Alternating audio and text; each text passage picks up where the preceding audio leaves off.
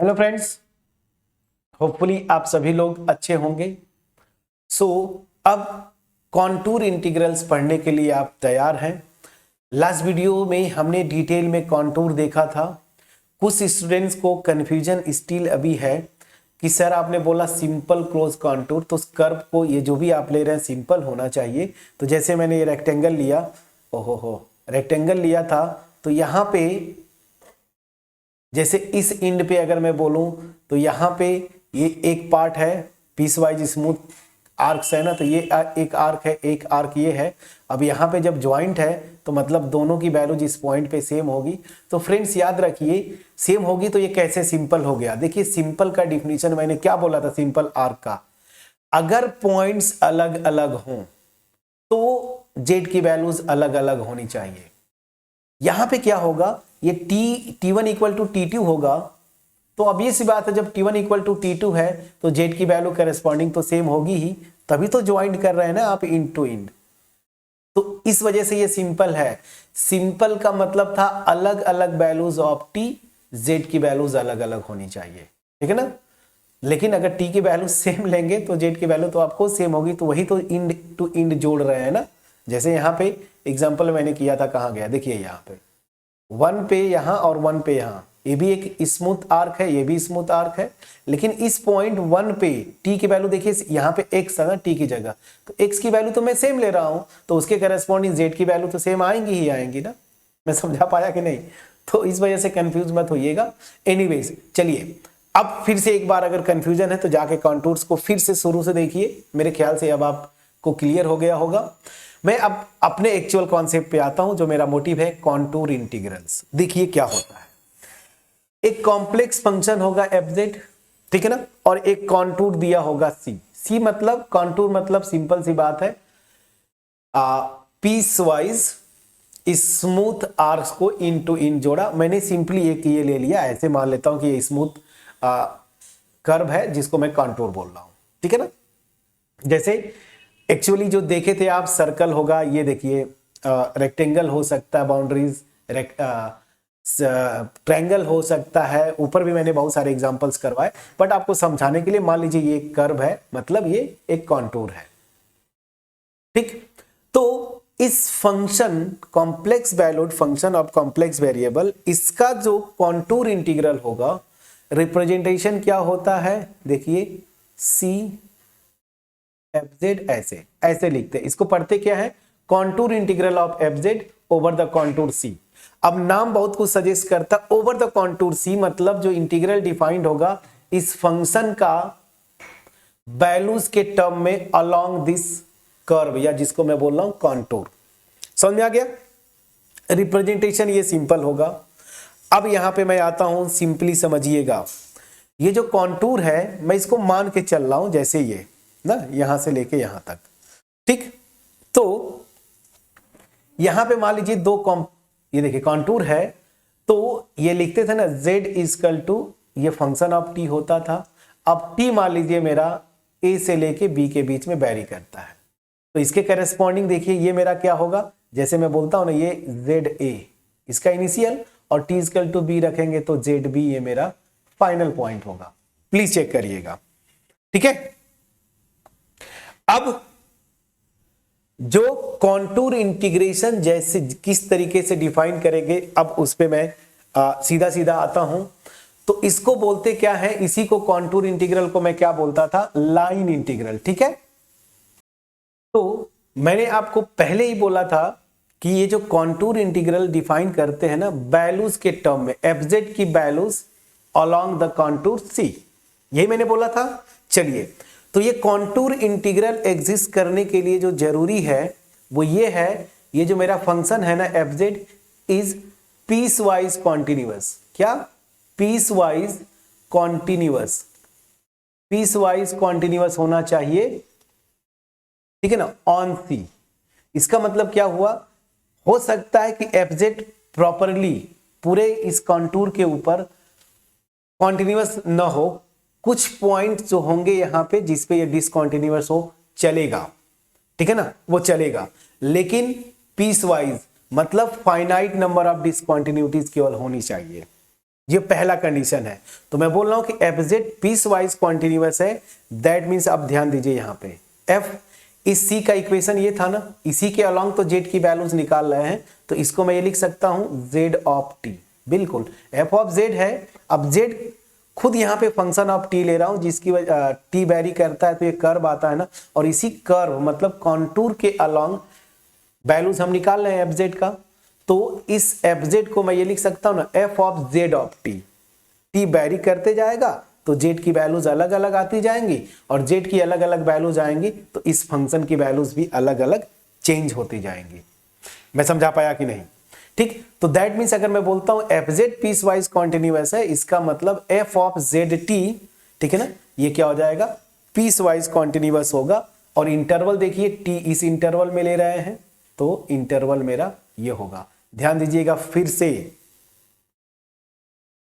Contour integral निकालने के लिए इस फंक्शन को इस कर्व के अलॉन्ग पीस वाइज कॉन्टिन्यूअस होना चाहिए, ठीक है ना।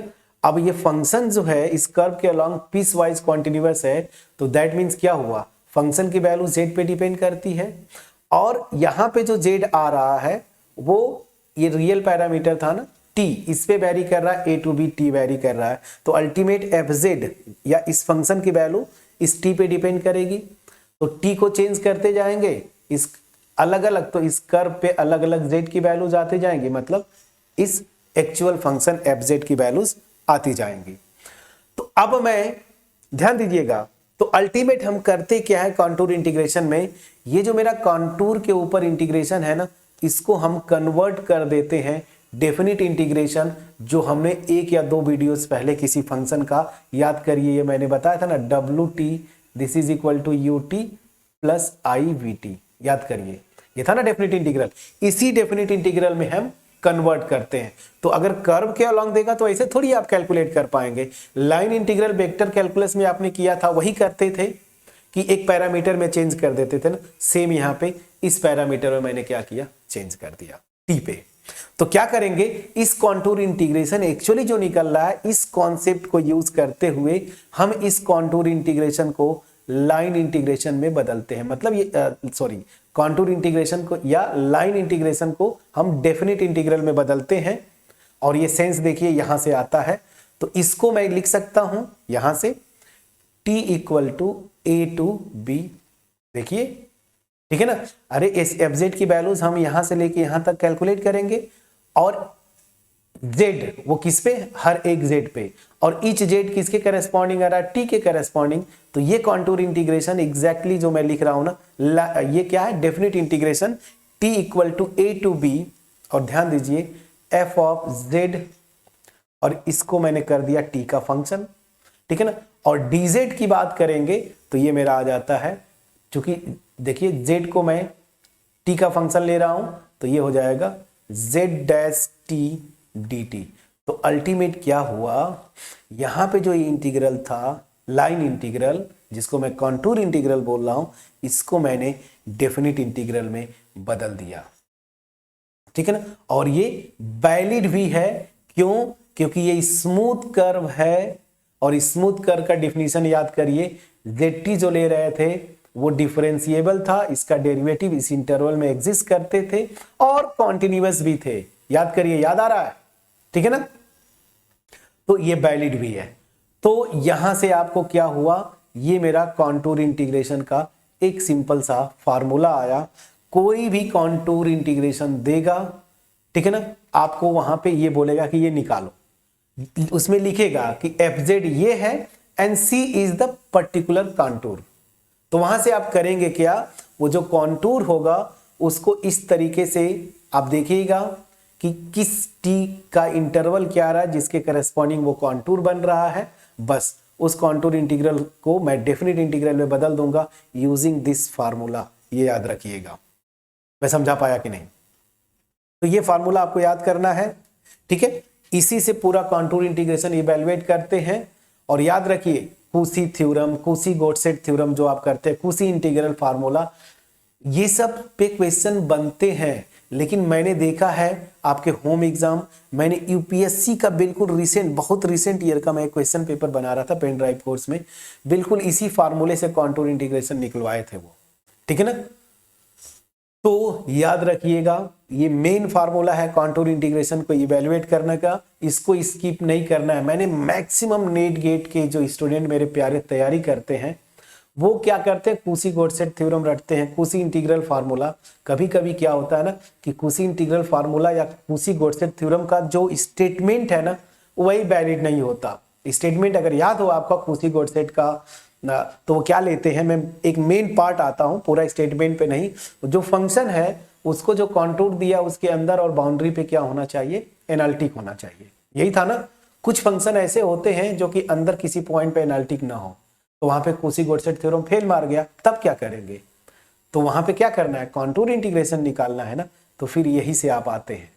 मैं एग्जांपल करूंगा भी, जब कुसी गोडसेट करूंगा तो इस पर्टिकुलर एग्जांपल पे जहां पे वो फंक्शन फेल हो जाए। एनीवेज मैं उतना दूर नहीं ले जाना चाहता हूं, पहले मैं यही पे आता हूं। कॉन्टूर इंटीग्रेशन इस तरीके से निकालते हैं। अब कॉन्टूर इंटीग्रेशन का कुछ प्रॉपर्टीज या रिजल्ट है जिनको अगर आप याद कर लें तो बड़े आसानी से बहुत कुछ आगे का क्वेश्चन आप कर पाएंगे। एक एक को मैं करके लिख रहा हूं, ठीक है ना। जो बहुत इंपॉर्टेंट होंगे वहां पे मैं वेरी वेरी इंपॉर्टेंट लगा दूंगा। पहला जो है ये तो बहुत आसान है, कॉन्टूर इंटीग्रेशन, ठीक है ना। यहाँ पे एफजेड कोई फंक्शन है, ठीक है ना, उसका कॉन्टूर इंटीग्रेशन निकालना है।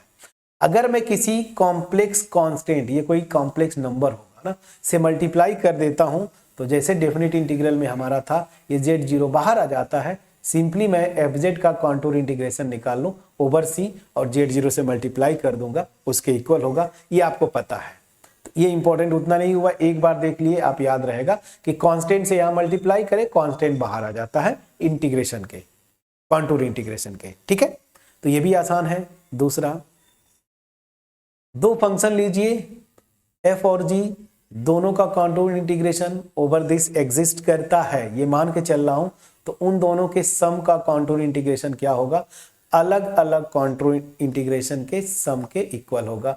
ये भी आसान है, तो इस पे भी मैं नहीं जाता हूं, इस पे भी मैं नहीं जाता हूं, ठीक है। ये भी जानते हैं, मतलब जानते क्या है, ये तो इंटीग्रल का प्रॉपर्टी से मैं कर रहा हूं। जो थर्ड है यही बहुत इंपॉर्टेंट है और इसको वेरी वेरी इंपॉर्टेंट मैं लिख रहा हूं। क्या है समझिएगा, यहां पे ये बोलता क्या है कि कॉन्टूर इंटीग्रेशन, ठीक है ना, of minus c f z d z, c जहां पे कोई कॉन्टूर है, ठीक है ना, this is equal to minus times c f z d z, ठीक। ये बहुत इंपॉर्टेंट प्रॉपर्टी है, इसको याद कर लीजिए। अब आप बोलेंगे कि सर ये माइनस साइन क्या होता है, तो याद रखिए यहां पे ये जो सी और माइनस सी लिखा हूं ना, कुछ है नहीं, कॉन्टूर सेम है, डायरेक्शन बदल गया, डायरेक्शन बदल गया। एक जो कॉन्टूर मान लीजिए ये सी मेरा इस डायरेक्शन में, ऐसे मैं ले रहा हूं, ये मेरा सी है, तो जो माइनस सी है ना सब कुछ सेम है, इसका इनिशियल पॉइंट ये है, फाइनल ये होगा। लेकिन माइनस सी में क्या होता है, सब कुछ वही है, पॉइंट्स वही है, सब कुछ, बस होता क्या है कि इसका जो इनिशियल था ना अब इसका फाइनल हो जाएगा और इसका फाइनल इसका इनिशियल हो जाएगा, मतलब डायरेक्शन ऐसे बदल जाएगी। जैसे एग्जांपल लेना है, अगर सी को मैं ये लूं, जो मैंने लिखा था e to the power i theta, ठीक है ना, थीटा को मैं 0 से 2 पाई तक ले रहा था, तो दूसरा जो कॉन्टूर इसका माइनस सी होगा वो क्या होता है, e के पावर माइनस आई थीटा। ध्यान दीजिएगा यहां पे ठीक पलट जाता है। ये पहला वाला जो सर्कल है एंटी क्लॉकवाइज था ना, ऐसे इधर डायरेक्शन में मूव कर रहा था, और ये दूसरा वाला जो है ये क्लॉकवाइज हो गया। तो बस साइन चेंज हो जाता है, मतलब डायरेक्शन चेंज हो जाता है। और उसको कैसे पहचानेंगे, सी का इनिशियल इसका फाइनल हो जाएगा माइनस सी का, और सी का फाइनल माइनस सी का इनिशियल हो जाएगा। बस ऐसे समझिए, या फिर सबसे आसान तरीका डायरेक्शन बदल जाएगा, ये इस सेंस में तो ये उल्टा हो जाएगा। जैसे यहां पे सर्कल में मैंने लिया एंटी क्लॉक क्लॉक हो गया, बाकी सब कुछ चीज सेम है।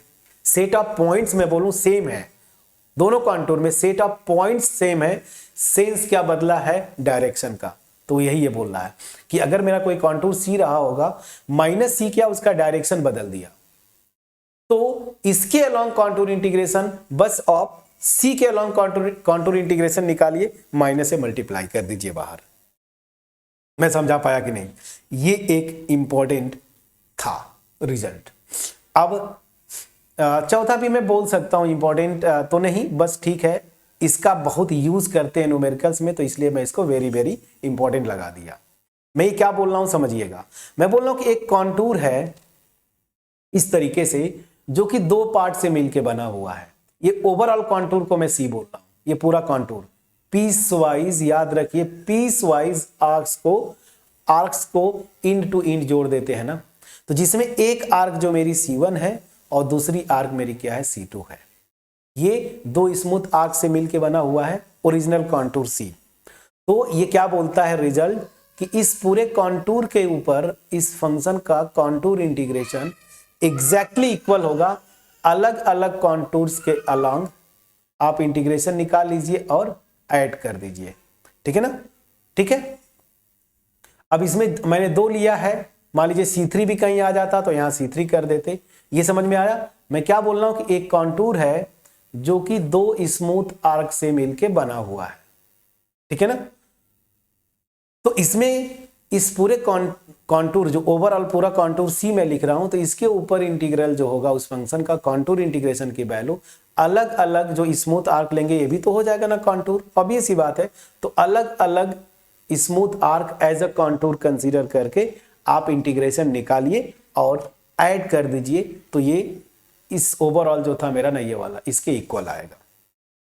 मेरे ख्याल से ये 3 वैल्यूज हैं, बाकी और भी कुछ रिजल्ट्स होंगे तो उनको हम देखेंगे आगे, उस पर आपको घबराना नहीं है, ठीक है ना। तो ये मेन 4 प्रॉपर्टीज हैं। कॉन्टूर इंटीग्रेशन कैसे डिफाइन करते हैं वो चीज पे आपको मेन फोकस करना है, ठीक है ना, ये चीज आपको फोकस करना है। बाकी चीजें अपने आप, ये प्रॉपर्टीज है, एक बार आप चले गए, एक बार समझ गए तो फिर इनका जब न्यूमेरिकल्स करेंगे, जैसे ही एक दो न्यूमेरिकल्स यूज कर लेंगे ये दिमाग में चढ़ जाता है। तो अब रही बात कॉन्टूर इंटीग्रेशन की एग्जांपल्स की, मैं बैक टू बैक कम से कम 2 एग्जांपल्स मैं लूंगा, ठीक है ना, जहां से आपको चीजें थोड़ी सी क्लियरली समझ में आ पाए, ठीक है। चलिए, सो एक और प्रॉपर्टी रह गया था, इसको मैं बता देता हूं 5th। हालांकि डेफिनेट इंटीग्रल में इस प्रॉपर्टी को मैं आपको बता चुका हूं, फिर भी ये इस डिफिनीशन से आएगा। कहां मैंने डिफाइन किया, देखिए इस डिफिनीशन से। क्या मैं बोल रहा हूं कि इधर का मॉडुलस, ये दोनों चूंकि दोनों सेम है, तो इस कॉन्टूर इंटीग्रेशन का मैग्नीट्यूड अगर मैं निकालूं तो वो क्या होगा, ध्यान दीजिएगा। ये कॉन्टूर इंटीग्रेशन fz dz, इसका मैग्नीट्यूड, ठीक है ना। तो ऑब्वियस सी बात है ये इक्वल होगा by definition definite integration a to b f z t, ठीक है ना, फिर z dash t dt। Please check करिएगा, ये दोनों इक्वल होंगे। और ये डेफिनेट इंटीग्रेशन की प्रॉपर्टी आप जानते हैं, this will be less than और equal to, this will be less than और equal to a to b, याद करिए, मॉड f z t, ये ठीक है ना, this into mod z dash t, please check करिएगा, दिस और dt। ये हो गया, ठीक है।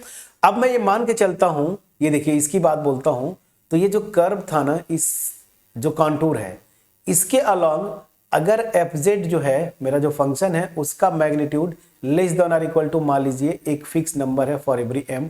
दैट मीन्स क्या मैं बोलना चाहता हूं, सिंपल सी बात बोलूं, हर एक टर्म को मैं डिफाइन किया हूं, fz जो है इस कॉन्टूर के अलोंग बाउंडेड है। सिंपल सी बात, बाउंडेड है मतलब ये एक पॉजिटिव नंबर m मिलेगी सच दैट ये कंडीशन होल्ड करे, सॉरी फॉर एवरी z यहाँ पे, ठीक है।